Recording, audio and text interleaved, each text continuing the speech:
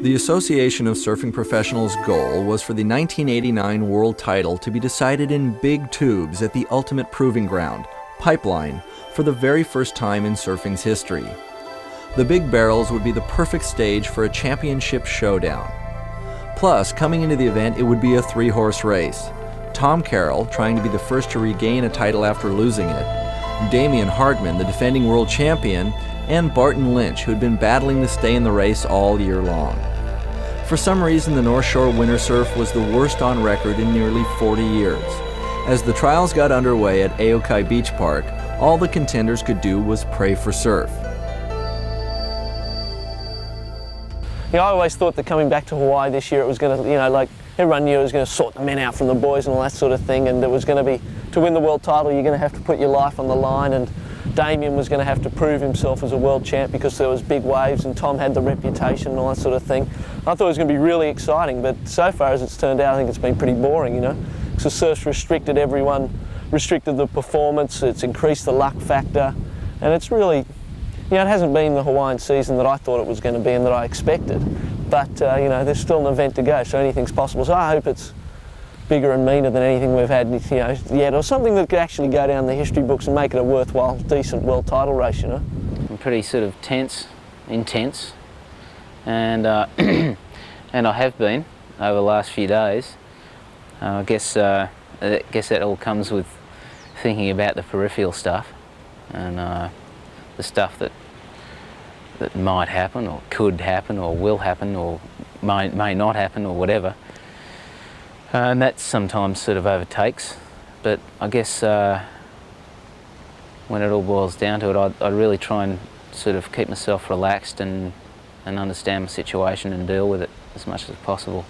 I think I'd have to consider Tom a bit more of a threat ability-wise, but I think Barton's got less pressure on him than me and Tom, so he could be the dark horse. He's in sort of a position that I was in last year, where I was the dark horse and everything focused on everyone else, and I just cruised up and grabbed it. But it's changed this year, and it's sort of me and Tom who've got all the pressure and all the attention, so it makes it a lot more difficult. Pipeline finally decided to answer the cry. Breaking 8 to 10 feet, the contest was on. The AAA-rated Billabong Pro was more than just a world title decider.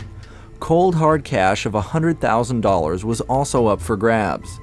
While spectators and media turned out in droves to watch, the clean west swell was turning Pipeline into a perfect playground for the competitors.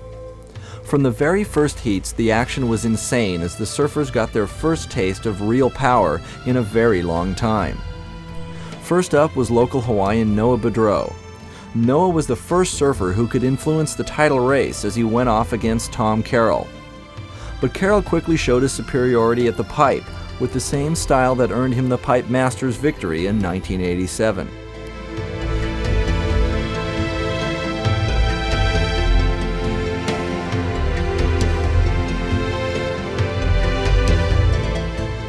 Defending world champ Damien Hardman had a formidable opponent in Mark Occhilupo. Hardman knew that his reputation in Hawaii was in question. Damien's lack of North Shore experience was evident. As usual, Occhi was aggressive, confident, and stole the show. With long rides like this, Hardman was out of the contest, but still leading by points. All he could hope for now was that Barton Lynch and Tom Carroll would also lose their heats. But Barton quickly dashed those hopes in his opening ride against Sonny Garcia. If anyone could stop Lynch, it might have been the local giant killer Garcia. But the waves, well, they just weren't going his way. On the other hand, Barton had all his game plans covered.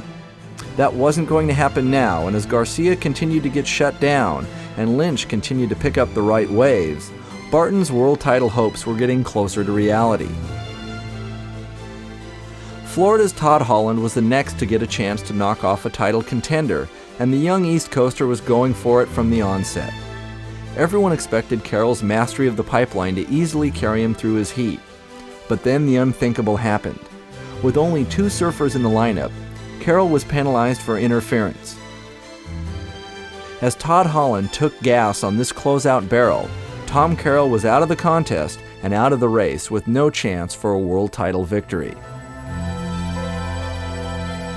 I just didn't think he was looking out, so I wasn't even looking at the wave, it looked like. So I just thought, oh, it might be a wave, so I had to leave him straight for it, you know? Sean Thompson has priority in the blue jersey for just 2.5 minutes. With Damien and Carroll eliminated, Barton was one step closer to the title, but he wasn't there yet. First, he'd have to beat Tom Curran in the quarterfinals. But this was Barton's day, and waves like this carried him through against Curran. For Damien, the worst nightmare was going down, but he still had an outside chance of hanging on to his title. The last step towards victory was a semifinal heat against Glenn Winton. Mr. X is no stranger to pipeline, and with his opening wave, he put Barton on notice that he wasn't going to cut him any slack. But Barton could taste victory by now, and he was charging, picking the best waves and getting barreled every time. Barton was having a magic day, and he was reaching out for the world title victory that had slipped away from him so many times before. With a little victory dance on his last wave, Barton already seemed to know that he'd finally arrived at the end of the rainbow. Barton Lynch's 1989 ASP World Championship was won deep in the tube. To come so close, I've only won one event so far this year, and I've come close a hell of a lot of times. So to actually have won the world title in a year that, you know, things haven't really gone my way is a great feeling. And to win, first time it's come back to Hawaii, and to win the world title here in Hawaii means a hell of a lot to me.